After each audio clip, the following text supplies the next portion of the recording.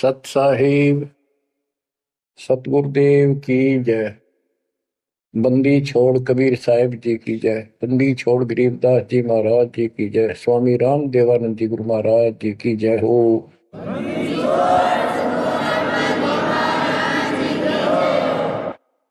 सर्व संतों की जय, सर्व भक्तों की जय, धर्मी पुरुषों की जय। श्री काशी धाम की जय, श्री सुब्राणी धाम की जय, श्री क्रोथा धाम की जय, श्री बरवाड़ा धाम की जय। सत साहिब बच्चों, परम पिता परमात्मा कबीर जी की असीम रजा से आपको आज अपने घर का पता चला। हम कौन है, कहां से आए हैं और ये जन्म मृत्यु का कहर हमारे ऊपर कैसे लदा। बच्चों, इस बात को याद रखो, ये कसाई का लोक है और हम उसके बकरे हैं, उसका आहार है, उसका रोजगार है। और ये अपने पैर पे कुहाड़ा ही हमने मारा, उस मालिक को छोड़कर अपने सुखदाई दाता को इस पाप आत्मा के साथ चले।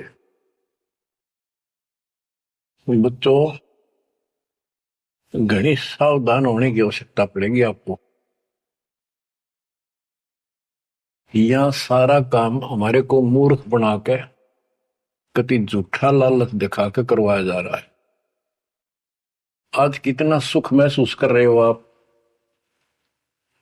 परिवार है और खूब ठीक सा रोजगार है, कोई कार को ठीक का जुगाड़ भी है, नहीं है तो दो रोटी ठीक मिल रही है, अपना गुजारा करके ठीक टाइम पास कर रहे हैं। कोठी भी ना हो, कार की जरूरत नहीं है उन्हें, रोजगार हो, जीवन बना रहे तो भी चलेगा। लेकिन जीवन ही नहीं रहेगा, फिर शेष क्या चलेगा।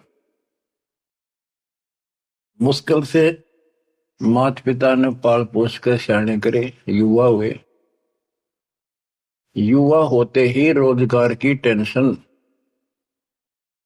और सारा जीवन इसी चक्कर में व्यर्थ नष्ट हो जाता है। और फिर शादी हो जाती है, बाल बच्चे होते हैं, कोई मरता है, कोई जीवित रहता है, कोई बीमार है, कोई और तकलीफ है। और जब सारा ठीक ठाक हो जाता है, परिवार भी हो जाता है और उनका रोजगार भी हो जाता है, पोता पोती दोता दोती भी हो जाती है, फिर मृत्यु का समय निकटा गया। थोड़ा बहुत राहत का समय आता है तो चलने का टाइम आ जाता है। बच्चों, यू सांग क्या है, ये क्या व्यवस्था है, ये कैसा जीवन है। एक परंपरा पड़ गई अब कि सबके साथ ऐसा ही होता है और यो तो होएगा। ये तो है मजबूरी के शब्द, जिसको कुछ पता नहीं कि इसका विकल्प भी है, इसका बचाव भी है। अब हमें पता चल गया कि हम इसका बचाव कर सकते हैं। कैसे कर सकते हैं? गीता अध्याय 18 श्लोक 62 इसका हमारे ग्रंथों में पहला प्रमाण है, जिसमें गीता बोलने वाला स्वयं कहता है कि हे अर्जुन, तू सर्व भाव से उस परमात्मा की शरण में जा, उसकी कृपा से ही तू परम शांति को और सनातन परम धाम को प्राप्त होगा। गीता अध्याय 15 श्लोक 4 में स्पष्ट कर दिया है कि तत्वदर्शी उस परमात्मा तत्व का ज्ञान बताते हैं। उसको किसी तत्वदर्शी संत से पूछो। उसके पश्चात तत्व ज्ञान प्राप्त होने के पश्चात परमेश्वर के उस परम पद की खोज करनी चाहिए, जहां जाने के बाद साधक पे लौटकर संसार में नहीं आते। गीता अध्याय 2 श्लोक 12, गीता अध्याय 4 श्लोक 5। इनमें गीता ज्ञान देने वाला कहता है कि अर्जुन तेरे मेरे बहुत जन्म हो चुके हैं, तू नहीं जानता, मैं जानता हूं। गीता अध्याय 10 श्लोक 2 में कहा कि मेरी उत्पत्ति को, जन्म तो मेरा भी हुआ है, इसको ये देवता नहीं जानते। क्यों नहीं जानते? क्योंकि ये मेरे से उत्पन्न हुए, इनका आदि कारण मैं हूं। दुर्गा देवी यानी अष्टंगी और काल से ब्रह्मा विष्णु महेश की उत्पत्ति हुई। फिर देवी ने अपने शब्द से 3 लड़कियां उत्पन्न की, क्योंकि परमात्मा ने इसको ऐसी शक्ति दे रखी है। इन तीनों का विवाह कर दिया, उससे युग काल का सारा संसार बस गया। तो बच्चों, तो इससे सिद्ध होता है कि गीता ज्ञान देने वाला जो, जिसको श्री कृष्ण विष्णु मानते हैं, वैसे तो ये सर्वब्रह्म है, सर्वपुरुष है। गीता अध्याय 11 श्लोक 32 में स्वयं कहता है कि अर्जुन मैं काल हूं जो तुझे दिखाई दे रहा हूं, अब प्रवर्त हुआ हूं, मैं अब आया, और तू ना लड़ेगा तो भी मारूंगा इनको, इसलिए तू निमित्त बन जा। तो गीता काल ने बोली, श्री कृष्ण जी ने नहीं बोली। श्री कृष्ण जी काल नहीं थे। श्री कृष्ण जी तो सामान्य जीव है, आप और हमारे की तरह। ये अच्छी भक्ति करके किसी कलयुग में, जैसे अब ये भक्ति युग चला है, अब ये काफी समय तक तो बिल्कुल साफ सुथरा रहेगा। अब जो नकली है वो अब साइड पकड़ जाएंगे। अब आप जो चल पड़े इस मार्ग पे, आपकी जो संतान पे संतान संतान पे संतान होती जाएगी, वो तो सीधे मालिक के चरणों में जन्म लेंगे, उनको कोई भ्रम नहीं होगा, अटवट खत्म हो जाएगी। 1000 वर्ष तो कति प्योर चलेगा, चलेगा लाखों वर्ष, उसमें भी पार होंगे, ऐसी बात नहीं। लेकिन उसमें बिगाड़ ज्यादा होता चला जाएगा। तो उनमें जो अच्छी भक्ति करे हुए भी ठीक से मार्गदर्शन ना रहने से, कुसंगत में पड़ जाने से वो यहां रह जाते हैं, और वो काल के चुंगल में फंस जाते हैं, उनको ब्रह्मलोक में भेज देता है। वहां से फिर इनको ब्रह्मा विष्णु शिव 33 करोड़ देवता 88,000 ऋषियों के रूप में जन्म देता है। अपना युग काल का यो था कसाई वाला काम करवाने के लिए। अब जैसे ऋषि हैं, तपस्या करने लगे, सिद्धियां लगी, वो पिछले संस्कार शक्ति साथ ही भक्ति की, वो फूटने लगेगी। और इन मान लिया इतना है होता भगवान, यही होता है भक्ति का प्रतिफल, कि भगवान तो दिखा है नहीं।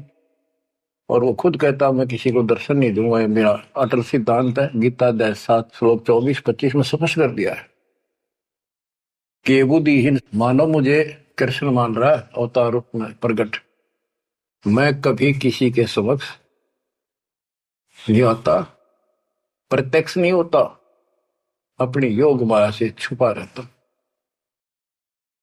इति सिद्धम, इसकी प्राप्ति तो हो ही नहीं सकती। इसलिए ऋषियों को भ्रम हो गया और वो इन सिद्धियों से खेलने लगे, खिलौनों से।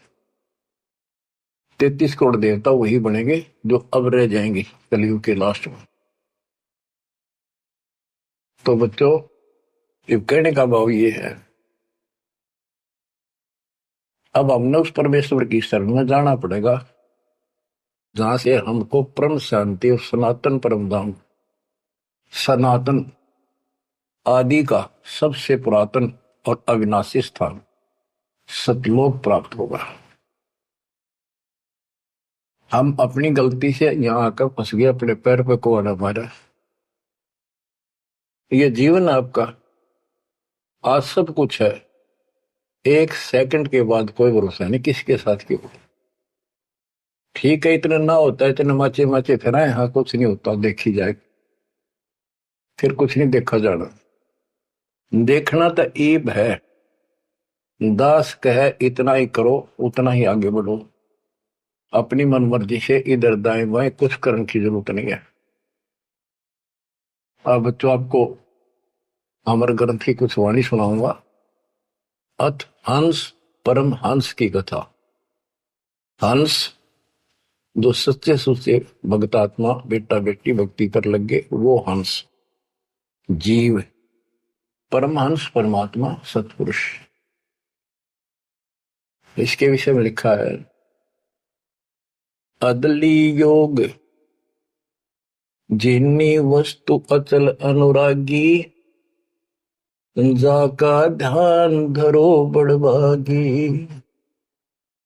बटक बीज सायो विस्तारा, जासे उपजा सकल पसारा। सो हम शब्द हम जग में लाए, सार शब्द हम गुप्त छपाए। पूछो ब्रह्मा विष्णु महेशा, त्यों देवा का ना उपदेशा। आप अपने ब्रह्मा विष्णु महेश से पता कर लो, वो भी कहेंगे कि सो हम शब्द हमारा उपदेश नहीं है, इसका हमें ज्ञान नहीं है। ओम सोहम मांड मंडी है, जाके ऊपर सार शब्द गड़ी है। ओम सोहम, यहाँ पर ओम काल है और सोहम अक्षर पुरुष है परब्रह्म। फिर इसी का ओम ओंकार है, ओंकार से निर्मित काया है। और सोहम जीव को भी सोहम कहा है, यानी ये कोड वर्ड हैं और एक एक अक्षर के एक नाम हो जाते एक एक वस्तु के। उन सब को ठीक से संत गरीबदास जी ने भिन्न भिन्न बताया कि ओम सोहम तक भी